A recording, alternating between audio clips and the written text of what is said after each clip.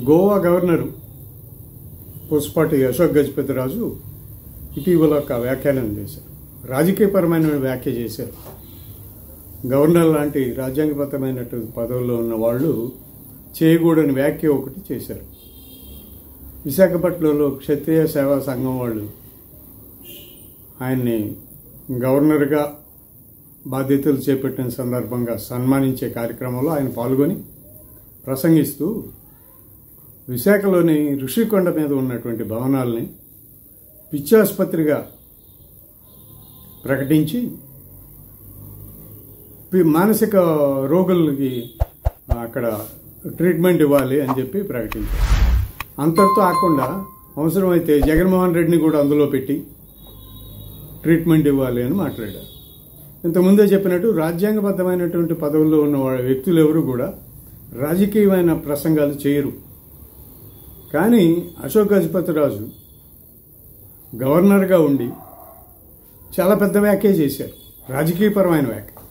ఆయన మరి గవర్నర్ అనుకుంటున్నారో లేకపోతే ఇంకా తెలుగుదేశం పార్టీ నాయకుడే అనుకుంటున్నారో తెలియదు. కానీ తెలుగుదేశం పార్టీ రాష్ట్రంలో తెలుగుదేశం పార్టీ నాయకులు, కూటమి నాయకులు, ముఖ్యంగా తెలుగుదేశం జనసేన నాయకులు చేస్తున్న విమర్శల్ని, అలాంటి విమర్శల్ని ఆయన కూడా చేశారు.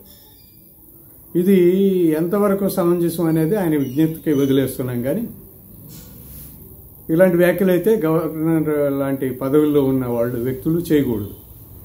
ఇక రెండో విషయం వస్తే, ఋషికొండ మీద ఉన్న భవనాలను ముఖ్యమంత్రి చంద్రబాబు నాయుడు ఈ మధ్యకాలంలో మాట్లాడుతూ జపాన్ టెక్నాలజీ వాడి నిర్మించారు అని చెప్పారు.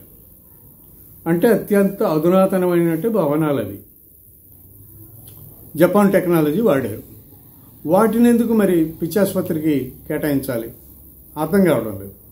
ఇక రెండోది, టూరిజం మంత్రి కందులు దుర్గేష్ ఇటీవల శాసనసభ సాక్షిగా చెప్పాడు ఆ భవనాలకు అన్ని అనుమతులు ఉన్నాయి అని.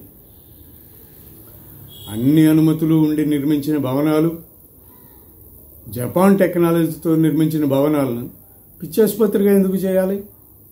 ప్రభుత్వం వాడుకోవచ్చు కదా, ప్రభుత్వం వాడుకోవచ్చు, దేనికైనా వాడుకోవచ్చు. కాన్ఫరెన్సులు పెట్టుకోవచ్చు, డెస్టినేషన్ వెడ్డింగ్లు పెట్టుకోవచ్చు, విదేశీ ప్రతినిధులు డెలిగేట్స్ ఎవరైనా వస్తే వాళ్ళతో సమావేశాలకి వాడుకోవచ్చు, దేనికైనా వాడుకోవచ్చు. అనేక చోట్ల ప్రైవేటు భవనాల్లో గవర్నమెంట్ ఆఫీసులు ఉన్నాయి, పనిచేస్తున్నాయి. వాటిని ఇక్కడికి మార్చవచ్చు, అది కూడా చేసుకోవచ్చు. ఎందుకు వదిలేసి ఉంచుతున్నారు? సంవత్సరంన్నరగా ఈ కూటమి వచ్చిన తర్వాత ఆ భవనాలను ఎందుకు వాడడం లేదు, అలా వదిలేసి ఉంచారు. ఇదైతే మంచిది కాదనిపిస్తుంది. అమరావతిలో మీరు నిర్మించాలనుకున్న భవనాలు, ఆ టెక్నాలజీ ఇదే కదా, ఇంతే అధునాతనమైన భవనాలు కదా. నువ్వు 50 అంతస్తులు 60 అంతస్తులు అమరావతిలో ప్లాన్ చేసినప్పుడు జపాన్ టెక్నాలజీయో సింగపూర్ టెక్నాలజీయో ఏదో వాడాలి కదా. అప్పుడు అమరావతిలో నిర్మించే భవనాలన్నీ కూడా మెంటల్ హాస్పిటల్కే కేటాయిస్తారా? అమరావతిలో నిర్మించే భవనాలన్నింటి కూడా మానసిక రోగుల కోసం కేటాయిస్తారా? అందులో ముఖ్యమంత్రి, ఉప ముఖ్యమంత్రి, మా రాష్ట్ర మంత్రులు వీళ్ళని పెట్టి ట్రీట్మెంట్లు చేస్తారా? ఎందుకు ఇలాంటి వ్యాఖ్యలు చేస్తున్నారు నాకైతే అర్థం కావడం లేదు. అద్భుతమైన భవనాలు కట్టాడు జగన్మోహన్ రెడ్డి. మీరు అమరావతిలో ఏవైతే ప్లాన్ చేశారో, ఎలాంటి భవనాలు అయితే ప్లాన్ చేశారో అలాంటి భవనాలను ఆయన నిర్మించి చూపించారు. తప్పేమీ లేదు. ప్రభుత్వం కోసం, ఆయన సొంతంగా ఆయన కోసం కట్టుకోలే, అవి ప్రభుత్వం కోసం కట్టారు. ఆయన కోసం కట్టుకున్నాయైతే ఈ పాటికే వెళ్ళిపోయి ఆయన అక్కడ ఏదో ఒక భవనంలో నివాసం ఏర్పరచుకునేవాడు. కానీ అది కాదు కదా, అవి ప్రభుత్వ భవనాలు కదా, ప్రభుత్వం అధీనంలో ఉన్నాయి కదా, టూరిజం శాఖకు చెందిన భవనాలు కదా.